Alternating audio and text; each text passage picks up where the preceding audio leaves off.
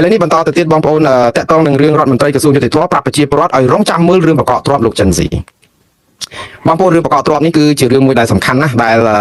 អាមេរិកបកកទ្របលោកចិនស៊ី15,000 លានដុល្លារតាមពិតលោកចិនស៊ីមានសញ្ជាតិខ្មែរទ្របទាំងអស់នេះណាបើរឹបអូសបានណាគួរតែប្រគល់ឲ្យរដ្ឋាភិបាលកម្ពុជាវិញទាំងអស់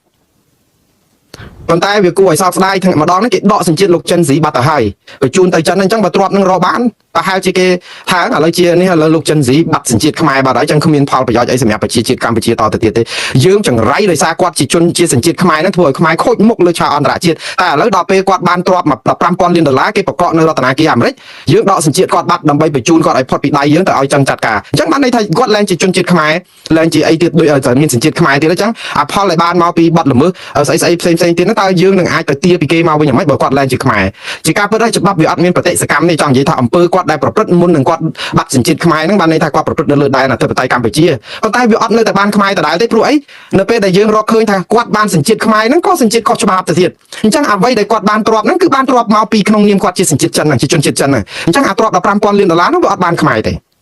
ក៏ប៉ុន្តែលោកកើតរិទ្ធនៅពេលដែលគាត់ធ្វើសន្និសីទសារព័ត៌មានមួយរបស់ក្រសួងយុតិធម៌និយាយពីរឿងច្បាប់ថ្មីស្ដីពីការប្រឆាំងបច្ចេកឆបោកអនឡាញបច្ចេកវិទ្យាអីហ្នឹងណាគាត់បញ្យល់អ្នកកសែតសួរគាត់ថាតើអាការបកកទ្របហ្នឹងតើកម្ពុជាចាត់ការយ៉ាងម៉េចចាំមើលលោកកើតរិទ្ធគាត់ឆ្លើយចាគាត់ថារងចាំមើលតទៅទៀតទៅរឿងបកកទ្របហ្នឹងព្រោះអីច្បាប់មានហើយតែទ្របបានមកពីអំពើឆបោកអំពើប្រឡែមបឡំខុសច្បាប់សម្អាតប្រាក់អីវាត្រូវបានទៅជាសម្បត្តិរដ្ឋហើយគឺរដ្ឋគឺនេះហើយ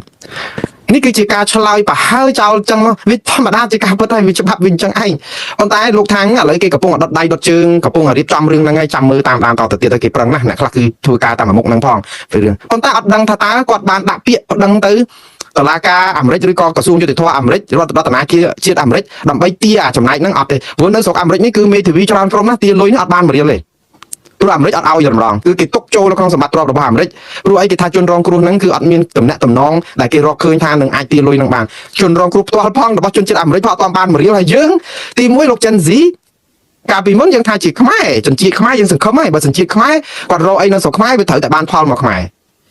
តែសំខាន់គឺយើងដកសញ្ជាតិគាត់បាត់ទៅទៀតយើងថាច្បាប់វាអត់មានប្រតិសកម្មទេបើកាលមុនគាត់មានសញ្ជាតិខ្មែរគាត់ប្រព្រឹត្តនៅលើទឹកដីខ្មែរឬទឹកដីណាក៏ដោយទ្រព្យហ្នឹងវាត្រូវបានទៅរដ្ឋាភិបាលកម្ពុជាអាហ្នឹងយើងគិតថាបើច្បាប់អត់មានប្រតិសកម្មគឺគិតតែពីដកសញ្ជាតិគាត់ទៅគឺអាហ្នឹងទ្រព្យបានក្រោយហ្នឹងយើងមិនអាចទាមកវិញបានទេអាមុនហ្នឹងយើងទាបានអាហ្នឹងបើយើងនិយាយពីតាមច្បាប់ព្រោះគាត់មានសញ្ជាតិខ្មែរប៉ុន្តែឥឡូវយើងដកសញ្ជាតិខ្មែរហើយវាទៅជាប្រាប់ដកសញ្ជាតិខ្មែរមានន័យថាម៉េចបងប្អូនមានន័យថាសញ្ជាតិខ្មែរដែលគាត់បានមកពីមុនហ្នឹងគឺវាខុសច្បាប់បានន័យថាគាត់ក៏អត់មានសញ្ជាតិខ្មែរអត់មានពាក់ព័ន្ធនឹងផលប្រយោជន៍ខ្មែរប៉ុន្តែគាត់ធ្វើបំផ្លាញខ្មែរតិចអស់ខូចមុខលើឆាកអន្តរជាតិនេះរាប់ពាន់លានដុល្លារលើសនឹង10ដងមិនមែនតែ15,000 លានអាចដល់ទៅរាប់រយពាន់លានដុល្លារផងព្រោះអីកិត្តិយសជាតិខ្មែរនឹងបាត់ទំនុកចិត្តរបស់អតិថិជនធ្វើឲ្យយើងអាប់អោនកិត្តិយសលើឆាកអន្តរជាតិខូចប្រព័ន្ធដឹកនាំរដ្ឋគឺខូចគ្រប់ហេដ្ឋារចនាសម្ព័ន្ធខាត់លុយខ្មែររាប់រយពាន់លាននោះមិនមែនតែ10,000 លានហ្នឹងទេ15,000 លានទេខ្ញុំដឹងថារឿងនេះគឺយើងដឹងអត់បានមករៀលទេព្រោះទី1គឺលោកចិនស៊ីហ្នឹងអត់មែនជាជនជាតិខ្មែរមានសញ្ជាតិខ្មែរប៉ុណ្ណឹងបើយើងថាគាត់ខុសច្បាប់បានតែគាត់ចិនអញ្ចឹងផលនេះនឹងបានទៅប្រទេសចិនអាការខូចខាតរបស់ប្រទេសកម្ពុជាគឺនឹងអាសាបងហើយយើងនៅខូចខាតរឿងនេះគឺជារឿងរកម្មចិត្តមែនតើហើយលោកកើតរិទ្ធគាត់និយាយបកស្រាយប្រហើដោយរបៀបដូចថាឲ្យស្ដាប់ទៅព្រោះតិចប៉ុន្តែអត់មានប្រយោជន៍អីសូម្បីតែបន្តិចព្រោះយើងនិយាយនៃច្បាប់ជាការពិតដែរតែយើងរឹបអូសបានមកជារបស់ជាតិប៉ុន្តែសួរថារឹបអូសមកជារបស់ជាតិយ៉ាងដូចម្ដេចបើលោកចិនស៊ីនឹងមិនមែនជាខ្មែរទី1ទី2បទអក្រិតហ្នឹងប្រព្រឹត្តលោកថាប្រព្រឹត្តនៅឯណាណីនោះតែជនរងគ្រោះជាជនបរទេសទៀតអត់មានសូវមានខ្មែរយើងខូចឈ្មោះខ្មែរច្រើនមែនតើយើងត្រូវប្តឹងទាចំពោះខ្ញុំណាបើសិនជាកុំតាន់ដកសញ្ជាតិលោកចិនស៊ីកុំដកសញ្ជាតិខ្មែរគាត់ទុកគាត់ឲ្យនៅមានសញ្ជាតិខ្មែរសិនចុះហើយដោះស្រាយកាត់ក្តីលោកចិនស៊ីនៅស្រុកខ្មែរសិនមុននឹងយើងចាត់ការបញ្ជូនគាត់ទៅណាក៏ដោយខ្ញុំថាវារកម្មចិត្តដែរបើអត់ដកសញ្ជាតិគាត់នឹងវាអាក្រក់ដែរព្រោះខ្មែរយើងមិនអាក្រក់ចឹងឯងមានសញ្ជាតិខ្មែរដើម្បីរដ្ឋាភិបាលចង់ដកសញ្ជាតិនឹងឲ្យមើលឃើញថាអាសញ្ជាតិនឹងបានមកដោយខុសច្បាប់ទេដើម្បីដកការទទួលខុសត្រូវពីមន្ត្រីខ្មែរទាំងអស់ពីលោកហ៊ុនសែនពីលោកហ៊ុនម៉ាណែតដែរព្រោះអីលោកចិនស៊ីជាទីប្រឹក្សារបស់រដ្ឋាភិបាលអញ្ចឹងបើដកសញ្ជាតិចេញពីលោកចិនស៊ីឲ្យប្រាប់ថាគាត់អត់មានសញ្ជាតិខ្មែរឬបានសញ្ជាតិខ្មែរដោយខុសច្បាប់ធ្វើឲ្យសម្រាលបន្ទុកថាងគាត់ជាអក្រិតជនមកពីរដ្ឋាភិបាលអត់ដឹងក៏ប៉ុន្តែរដ្ឋាភិបាលអត់ដឹងនៅរាប់ឆ្នាំហើយនៅក្បែរចំោះជាទីប្រឹក្សាមិនដឹងជាធ្វើអីកកកកាយពេញផ្ទៃស្រុកខ្មែរពាក់ព័ន្ធមនុស្សដូចចន្លោះកពឹសហើយចង់ក្រោយយើងថាគាត់អត់ដឹងអាហ្នឹងខ្ញុំដឹងជាយុទ្ធនាការលែងដោះដៃខ្លួនចេញពីលោកចិនស៊ីកុំឲ្យជាប់នឹងថ្នាក់ដឹកនាំប៉ុន្តែឥឡូវជាកំបិតចិត្តដងឯងនៅពេលដែលដកលោកចិនស៊ីចេញបាត់អត់មានសញ្ជាតិជាការពិតរួចខ្លួនពីមន្ត្រីខ្មែរដែលថាងមនុស្សនឹងមនុស្សជនអក្រិតអភិយុអញ្ចឹង អត់អីទេបញ្ជូនទៅដើម្បីស្របច្បាប់បញ្ជូនទៅចិនទៀតដើម្បីមិនឲ្យដោះស្រាយខ្លួនណាឃើញយើងកំបិតទៅដងឯងយើងខាត់ប្រយោជន៍ជាតិខ្មែរធំធេងមែនតើបើសិនជាលោកម្ដងទៀតបើលោកចិនស៊ីនៅមានសញ្ជាតិខ្មែរព្រោះគាត់លះបង់សញ្ជាតិចិនហើយនៅពេលនេះទ្រព្យសម្បត្តិទាំងអស់ដែលគាត់កសាងបានដែលគាត់លួចបន្លំបំបត្តិជាតិសាសនាក៏ដោយតែគាត់ជាជនជាតិខ្មែរសញ្ជាតិខ្មែរគឺកាត់ក្តីយ៉ាងណាគឺខ្មែរមានសុទ្ធស្របច្បាប់ 100% ដើម្បីទាអាលុយ15,000 លានដុល្លារពីសហរដ្ឋអាមេរិកយកមកជាសម្បត្តិជាតិខ្មែរហើយប៉ុណ្ណឹងក៏មិនគ្រប់គ្រាន់ដើម្បីប៉ះប៉ូវនៅអ្វីដែលគាត់បំផ្លាញជាតិខ្មែរនេះដែរប៉ុន្តែឥឡូវអត់សោះតែម្ដងព្រោះអីគាត់មិនមែនជាខ្មែរគាត់បានសញ្ជាតិដោយខុសច្បាប់ចឹងបានន័យថាពេលដែលគាត់ប្រព្រឹត្តបទល្មើសប្រហែលឆ្នាំមកហ្នឹងគឺគាត់ជាជនជាតិចិនហ្នឹងហើយដល់អញ្ចឹងបើជនជាតិចិនទ្របហ្នឹងវាត្រូវទៅចិនអត់ត្រូវខ្មែរទេហើយបើយើងទៅទាបានអីគេដូច្នេះអ្វីដែលលោកការលើកឡើងនេះវាគ្រាន់តែជាការទូទៅឆ្លើយសំណួរទូទៅមិនចំតែករណីនេះហើយបើចំក៏អត់ដឹងទៅទាគេអ្វីបានដែរគេជាជនរងគ្រោះនៅអាមេរិកមិនគេទាអត់ទាន់ដឹងបានហើយអាមេរិកនឹងថាទុកចូលនៅក្នុងរដ្ឋាភិបាលជាតិទ្របអាមេរិកទាំងអស់ហើយ15,000 លានដុល្លារយើងអត់បានមួយរៀលយើងខាតមុខខាតមាត់សម្បើមរឿងនេះហើយដែលជារឿងមួយដែលគួរឲ្យឈឺចាប់ហើយបងប្អូនប៉ុន្តែវាធ្វើមិនយើងធ្វើមិនឥឡូវនយោបាយគឺវាអញ្ចឹងបងប្អូនយើងចង់កំចាយលោកចិនស៊ីដើម្បីឲ្យរួចខ្លួនចង់ក្រោយត្រីរ៉ោះក៏រួចទន្សាយក៏រួចយើងមានបានគេឈ្មោះឯណាល្អពីរឿងលោកចិនស៊ីគេនៅតែចោទយើងថាយើងយករួចខ្លួនហ្នឹងហេតុអីបានមិនកាត់ទោសលោកចិនស៊ីនៅស្រុកខ្មែរឥឡូវមានលីសុងមួយទៀតលីសុងហ្នឹងមានសញ្ជាតិខ្មែរទៀតតាក់ទងក្រុមហ៊ុន Huiwan Pay រាប់ពាន់លានដុល្លារទៀតឥឡូវដល់ពេលអញ្ចឹងអ្វីដែលគាត់ប្រព្រឹត្តនៅស្រុកខ្មែរអត់អាចទៅរឹបអូសទ្រព្យសម្បត្តិគាត់មកដាក់នៅក្នុងសម្បត្តិជាតិបានទេព្រោះគាត់មិនមែនជនជាតិខ្មែរដកសញ្ជាតិគាត់បាត់បានន័យថាពេលដែលគាត់មានសញ្ជាតិខ្មែររស់ស៊ីនៅស្រុកខ្មែរហ្នឹងគឺជាការរស់ស៊ីខុសច្បាប់ក្នុងនាមគាត់ជាជនជាតិចិនតៃវ៉ាន់ហ្នឹងហើយដល់ពេលអញ្ចឹងទៅនៅសំទោសជាចិនជនជាតិចិនដីគោកហ្នឹងខ្ញុំច្រឡំចិនតៃវ៉ាន់ពីលោកម្នាក់ដែលគេបាញ់ស្លាប់នៅកំពង់សោមថ្ងៃមុនប្រធានកាស៊ីណូមួយនោះតែចិនតៃវ៉ាន់គេតាមរត់ដែរដូច្នេះរឿងនេះគឺជារឿងអ្នកបកស្រាយគឺបកស្រាយឲ្យតែពីរោះស្ដាប់ទេប៉ុន្តែជាលទ្ធផលយើងអត់បានអីទេយើងធ្វើម៉េចឲ្យតែស្ដារកិត្តិយសយើងឡើងវិញហ្នឹងគឺយើងស្ដារមិនបានផងកុំថាទៅយកអានឹងលុយនឹងបានឥឡូវបន្តទៅទៀតពេលដែលរឿងនេះកំពុងតែរកម្មចិត្តប្រេងសាំងកម្ពុជាបន្តឡើងថ្លៃជិតដល់ថ្ងៃចូលឆ្នាំតាមពិតសាំងយើងបន្ទោសរដ្ឋាភិបាលកម្ពុជាក៏មិនត្រូវដែរសាំងគេឡើងគ្រប់កន្លែងទេបងប្អូននៅអាមេរិកនេះណាពីមុនណាខ្ញុំចាក់សាំងមកពេញអស់តែ$65ទេ58ដុល្លារមកសោះមិញខ្ញុំចាក់សាំងមកពេញ$75គឺឡើងតម្លៃហ្នឹងប្រហែលជាប្រហែលដែរបងប្អូន30-40%ហ្នឹងឡើងដែរហើយអាមេរិកនេះសបោសាំងសបោប្រេងផលិតខ្លួនឯងផងចោះសម្មស្រុកខ្មែរអត់មានរោងចក្រផលិតអត់មានអីអញ្ចឹងសាំងវាឡើងអញ្ចឹងហើយយើងអត់ទៅបានឲ្យតែមានសាំងប្រើហ្នឹងហៅថាគ្រាន់បើទៅឥឡូវនេះគឺសាំងសម្រាប់លក់ថ្ងៃ4ទៅគឺឡើងដល់5,500នៅក្នុង1លីត្រតាមពិតចុះបាន500រៀលដែរតាកាលពីខែថ្ងៃ29ខែមីនាចុះបាននៅត្រឹម5,000តាប៉ុន្តែឥឡូវហក់ឡើង500រៀលវិញគឺទៅឡើង5,500មកសុទ្ធតែកាលថ្ងៃ29តាម7,200ឥឡូវនេះឡើង8,100រៀលនៅក្នុង1លីត្រនៅក្នុងមួយសុទ្ធដូច្នេះរឿងនេះគឺចិត្តទៅទៀតហើយបងប្អូនតែធ្វើម៉េចរដ្ឋាភិបាលក៏ខំប្រឹងដែរក៏ខំទម្លាក់ពន្ធទម្លាក់អីអស់ដែរប៉ុន្តែវាអត់អាចធ្វើអីលើហ្នឹងទៀតទេព្រោះទម្លាក់ពន្ធអស់អាលីងហើយនៅសល់ដល់ប៉ុណ្ណឹងបានន័យថារដ្ឋាភិបាលអស់លទ្ធភាពនៅក្នុងការបញ្ចុះតម្លៃហ្នឹងឯងវាអាស្រ័យទៅលើថាតើរស់យូរបានប៉ុណ្ណាតែប៉ុណ្ណឹងឯងបាទហើយនៅអ៊ីរ៉ាក់អ៊ីរ៉ង់នោះក៏វានៅអត់ទាន់ចប់ដែរក្រសួងពាណិជ្ជកម្មថ្ងៃនេះនៅពេលដែលចិត្តចូលដល់បនចូលឆ្នាំហ្នឹងភ័យខ្លាចអាជីវករកំណត់តម្លៃខ្លាំងពេកក៏ប្រាប់ថាសម្ពាវនាវឲ្យប្រកបរបរដោយសុចរិតក្រសួងពាណិជ្ជកម្មអំពាវនាវប្រជាពលរដ្ឋអ្នករស់ស៊ីឲ្យសុចរិតគឺជាសារមួយស្ដាប់ទៅគឺគួរឲ្យអាណិតក្រសួងពាណិជ្ជកម្មយើងខ្លាំងមែនតើយើងជាក្រសួងទៅអំពាវនាវប្រជាពលរដ្ឋឲ្យរស់ស៊ីឲ្យសុចរិតហើយយើងសុទ្ធតែជាអ្នកកាន់សាសនាពុទ្ធភាគច្រើនទៅកັບកេងប្រវាញ់នឹងយ៉ាងម៉េចទៅហើយមកដល់ម៉ោងហ្នឹងហើយយើងនៅបង្វល់អ្នករស់ស៊ីឲ្យរស់ស៊ីសុចរិតចុះអត់មានច្បាប់កំណត់ត្រូវតែដាក់ទោសទណ្ឌត្រូវតែអីដាក់ពិន័យអីឲ្យដាច់ភឹងឯងពាវនាវស្នើសុំអីចឹងទៅប៉ុន្តែណាហើយអានេះគឺជាវិធីដែលគាត់ធ្លាប់ធ្វើមកកន្លងមកមកយកហើយគឺយើងនៅក្នុងសេចក្តីថ្លែងការណ៍របស់ក្រសួងគឺស្នើសុំឲ្យបងប្អូនអាជីវករនឹងទី1កុំលក់តម្លៃលើសពេកកុំកាប់ឆៅទី2គឺដាក់តម្លៃលើនឹងផងទី3កុំខ្លែងគុណភាពកុំអីអញ្ចឹងទៅបោកប្រាស់អតិថិជនអីរឿងហ្នឹងដដែលមកដល់ម៉ោងហ្នឹងឯងជួនកាលកន្លែងខ្លះអាតម្លៃដែលដាក់នៅលើផលិតផលហ្នឹងគឺជួនកាលអត់មានទៅទៀតតថ្លៃនៅស្រុកខ្មែរនិយាយទៅនៅតំបន់អាស៊ីមិនមែនតែស្រុកខ្មែរគឺយើងស៊ាំនឹងបកកែតថ្លៃអាតម្លៃនៅលើហ្នឹងគឺដាក់តម្លៃចុងក្រោយគឺយើងតបាយពពុះមាត់ឲ្យសាំនេះយើងបង្កើតភាពសាំនៅអាមេរិកតែក្នុង store គេហាងគេតែគេដាក់ថាសាច់គោ1គីឡូប្រហែល$5តែយើងទៅទិញមកចេញមកគឺតែ$5គឺគិតលុយអញ្ចឹងយើងអត់មានគិតថាហេសុំ$4បានអត់សូម្បីតែផ្សារនៅអាស៊ីយើងនៅឡុងប៊ិចហ្នឹងក៏បងប្អូនស៊ាំនឹងអស់ហើយនឹងបន្លែបង្ការអីតែគេដាក់ថា$1 $2តែគិតចេញទៅគឺបងលុយអត់មានថាហេខ្ញុំសុំថែមក្តិបស្វាយមួយឬក៏សុំទៅចុះអីហ្នឹងអត់មានទេប៉ុន្តែយើងនៅទម្លាប់អញ្ចឹងដដែលទេខ្ញុំថាពេលខ្លះពិបាកដែរជាពិសេសដូចខ្ញុំដំផ្សារថ្មីយើងគេលក់អាវលក់អីអញ្ចឹងគឺតម្លៃហ្នឹងគឺដាក់អញ្ចឹងមកក៏តែតបាយពពុះមាត់ហ្នឹងហើយដែលធ្វើឲ្យតម្លៃហ្នឹងគឺវាអត់ស្មើគ្នាអ្នកណាបកកែតទៅបានថោកទៅបរទេសទៅលក់កាប់កោគេអញ្ចឹងទៅដូចថាមានការថ្នាក់គ្រប់គ្នាអត់មានតម្លៃស្មើភាពគ្នាបងប្អូននៅពេលដែលអត់ស្មើភាពគ្នាសង្គមយើងអត់មានភាពស្មើគ្នាទេព្រោះអីអត់មានយុត្តិធម៌អ្នកខ្លះទៅទិញរបស់ហ្នឹងមកវិញសួរគ្នាអាវហ្នឹងទិញប៉ុន្មានទិញនៅអូអាស័យតម្លៃប៉ុន្មាន$5ងាប់ គេទិញ$3-5ចាប់ផ្ដើមស្អប់អាវដែលខ្លួនទិញនឹងភ្លាមថាហេតុអីបានទិញបានខុសគ្នាបើគេដាក់តម្លៃប៉ុណ្ណឹងបើយើងអត់ចេះតអញ្ចឹងគេមករករឿងយើងថាអត់ចេះតថ្លៃហើយអ្នកដែលបកកាយតថ្លៃគឺឥឡូវទាំងប្រុសទាំងស្រីកាលមុនសបោបងប្អូនអ្នកស្ត្រីមេផ្ទះក៏បកកាយតឥឡូវប្រុសក៏ចេះតថ្លៃដែរសាំទាំងអស់គ្នាតែម្ដងបាទ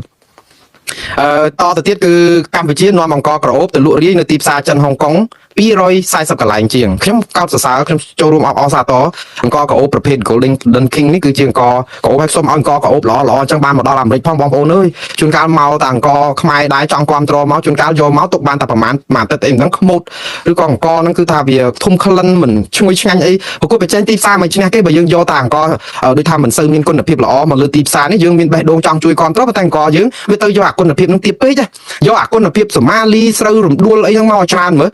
កុំឲ្យចាញ់អង្គរគេដាក់មកក៏អូបឈួលអង្គរយើងបើកមកធំខ្មោចហ្មងតែអញ្ចឹងទៅយើងជួយអត់មិនឥឡូវនេះខ្ញុំពងតែឆ្ងល់សូមឲ្យអញ្ចឹងមកកុំទៅតែហុងកុងអីហុងកុងហ្នឹងល្អហើយទៅលក់រាយនៅហ្នឹងបាន245កន្លែងហ្នឹងខ្ញុំជួយត្រេកអរអបអរសាទរយកមកអាមេរិកឲ្យបានច្រើនហើយអង្គរល្អឲ្យបានច្រើនផងដើម្បីឲ្យបងប្អូនខ្មែរជួយគ្រប់គ្រងហើយបើយកមកអាមេរិកសូមជៀសវាងអុកញ៉ាដែលបោកប្រាស់ប្រជាប្រដ្ឋនៅស្រុកខ្មែរនឹងនាំអង្គមកណាអញ្ចឹងបងប្អូនថាអង្គនឹងលេបវាមិនចូលលេបវាអួលដើមកឲ្យបងប្អូនអ្នករកទទួលទានមិនកាន់បាក់ណាកុំកាន់បាក់កាន់អំណាចកាប់មុខពេកយកអ្នកណាដែលជាអ្នករកស៊ីផ្លូវកដាលណាមកដើម្បីអង្គនឹងកុំឲ្យប្របាក់លេបព្រោះបងប្អូននៅស្រុកអាមេរិកនេះឲ្យទៅដឹងថាអង្គមហាមន្ត្រីបោកប្រាស់រាជឬគ្រប់គ្រងគណៈបកប្រជាជនកម្ពុជាកាប់មុខហ្នឹងអង្គនឹងបោកចោលទៀតអត់ទៅទិញមកហូបទេព្រោះអីអត់ចង់គ្រប់គ្រងឲ្យរបបដឹកនាំសប្ងៃនឹងបន្តអីទៀតចឹងអាហ្នឹងខ្មែរយើងចឹងណាបងប្អូនអញ្ចឹងចង់បានចង់ខ្ញុំចែកណែនាំឲ្យអ្នកនយោបាយនឹងជួយរកផ្លូវកដាលដើម្បីឲ្យបងប្អូនយើងស្រឡាញ់គ្នាគ្រប់គ្រងឲ្យស្មោះអញ្ចឹងបើខ្ញុំបានប្រាប់ឲ្យថាបើយកអង្គមកកុំឲ្យលោកសយសុភាពយកអង្គមកនាំនៅស្រុកអាមេរិកអីក្រុមហ៊ុនណាដែលនាំដោយលោកសយសុភាពមកហ្នឹងបើតែគាត់មិនមែនជាម្ចាស់អង្គអញ្ចឹងប្រជាពលរដ្ឋថាតែគាត់មកអញ្ចឹងក្រុមគ្នាគាត់ហ្នឹងនាំឲ្យមានការថ្នាំងថ្នាក់ចិត្តព្រោះគេមិនចូលចិត្តតាមពិតគុំទៅធ្វើបាបគាត់អីអញ្ចឹងដល់ថ្នាក់ហ្នឹងតែគាត់ថាខ្ញុំគាត់តែជម្រាបយកតែប៉ុនប្រជាពលរដ្ឋនៅខ្មែរនៅអាមេរិកនេះគឺបកកាយគិតណាមិនមែនលេងសើចទេណាគឺគាត់គិតលួចការគិតរបស់ជនជាតិអាមេរិកឬជនជាតិដទៃដែរគឺសិលធម៌នៅក្នុងការជាផលិតផលអីមួយគឺយើងគិតថាតើផលិតផលហ្នឹងទិញដើម្បីជួយឲ្យមនុស្សប្រព្រឹត្តអំពើល្មើសទៀតឬក៏ទិញយកមកជួយដើម្បីកសិករខ្មែរបើអត់បានផលកសិករខ្មែរក៏ពួកគាត់លេបចូលដែរអញ្ចឹងយើងត្រូវចេះលើកស្ទួយអាសិលធម៌ហ្នឹងថាអង្គហ្នឹងបើលក់ទៅបានកសិករយើងនៅតំបន់នេះក្រីក្រចេះទៅជួយដល់សេដ្ឋកិច្ចយើងតែមិនជួយដល់គណៈបកកណ្ដាលអំណាចអញ្ចឹងដើម្បីវាយមួយងើបមួយអីអាហ្នឹងគាត់ជួយគ្រប់គ្រងតាហ៊ានតែលឺអញ្ចឹងទេក៏អត់គ្រប់គ្រងទៀតហើយពង្រឹងគុណភាពបាទឥឡូវនេះគឺបន្តទៅទៀតគឺតកតងនឹងថៃនិងវៀតណាមរត់ចំណងការទូតនិងទេសចរស្របពេលដែលកម្ពុជាបាត់ភ្ញៀវអន្តរជាតិជិតពាក់កណ្ដាលនាដើមឆ្នាំនេះរឿងបាត់ភ្ញៀវទេសចរនេះក៏ខ្ញុំព្រួយបារម្ភចំនួនកម្ពុជាដែរប៉ុន្តែមិនមែនជារឿងអីប្លែកទេបងប្អូនដោយសារតែយើងមានសង្គ្រាមចម្បាំងរាំងជុលជាមួយថៃមកយើងបាត់ភ្ញៀវទេសចរច្រើនមែនតើជាពិសេសគឺមកពីថៃហើយភ្ញៀវអន្តរជាតិនៅដើមខែដើមឆ្នាំនេះគឺធ្លាក់ចុះប្រហែលជា40%ជាងបងប្អូន42%ព្រោះអីបើតាមលោកហួតហាក់ដែលជារដ្ឋមន្ត្រីក្រសួងទេសចរប្រាប់សារព័ត៌មានក្នុងស្រុកថាដើមឆ្នាំនេះគឺខែមករានិងខែកុម្ភៈកន្លងទៅភ្ញៀវមកបានតែ7សែននាក់ទេនៅតែច្រើនណាស់បងប្អូន7សែននាក់ភ្ញៀវអន្តរជាតិប៉ុន្តែឆ្នាំហ្នឹងដូចគ្នាកាលពីឆ្នាំមុនគឺជាង1លានអញ្ចឹងបានន័យថាធ្លាក់ចុះរហូតដល់ទៅ42%សឹងពាក់កណ្ដាលហើយអញ្ចឹងតំបន់អង្គរតំបន់អីបាត់ភ្ញៀវច្រើនមែនតើគួរឲ្យព្រួយបារម្ភហើយសំនឹងការដែលមានចំនួនព្រំដែនថៃប៉ុន្តែក្នុងពេលជាមួយគ្នាហ្នឹងភ្ញៀវថៃសម្រុកទៅវៀតណាមឯនោះទៅវិញហើយវៀតណាមគេទៅធ្វើពិធីខួបសម្ព័ន្ធភាពការទូតវៀតណាមថៃ50ឆ្នាំរបស់គេហ្នឹងគឺគេមានអ្នកចូលរួមហ្នឹងរាប់ម៉ឺននាក់ឲ្យទៅគេប្រម៉ូទផលិតផលថៃប្រម៉ូទអីហើយភ្ញៀវទេសចរថៃដែលចូលទៅប្រទេសវៀតណាមហ្នឹងគឺកើនឡើងដោយសារតែឈប់មកខ្មែរគេទៅវៀតណាមអញ្ចឹងខាងនោះគេចាប់ផ្ដើមកេងចំណេញពីអារឿងចំនួនយើងគេទៅពង្រឹងជាមួយនឹងថៃទៅភ្ញៀវរបស់ថៃចូលទៅវៀតណាមមានប្រមាណជា1លាននាក់ដែរនៅក្នុងមួយឆ្នាំនេះក៏មានការកើនឡើងគួរឲ្យកត់សម្គាល់ហើយមែនតើ1លាននាក់ហ្នឹងបើយើងនិយាយពីចំនួនភ្ញៀវនៅវៀតណាមជាទឹកមួយដំណក់ក្នុងមហាសាគរនៃភ្ញៀវវៀតណាមភ្ញៀវបរទេសទៅវៀតណាមពួកវៀតណាមមួយឆ្នាំមានភ្ញៀវ27លាននាក់កម្ពុជាយើងឆ្នាំ2025មានប្រហែលជា5លាននាក់ដែរមិនតិចដែរណាច្រើនដែរប៉ុន្តែចុងឆ្នាំមកថយរហូតភ្ញៀវនេះកាន់តែចុះទៀតទៅឥឡូវមកដល់ដើមឆ្នាំគឺកាន់តែទៀតខ្លាំងចុះចិត្តពាក់កណ្ដាលនេះក៏ជារឿងមួយដែលលំបាកដល់បងប្អូនយើងរកទទួលទានដែលជាអគ្គមគ្គុទ្ទេសក៍ទេសចរឬក៏រត់ pass up ឬអ្នកលក់វត្ថុអនុស្សាវរីយ៍តាមប្រាសាទតាម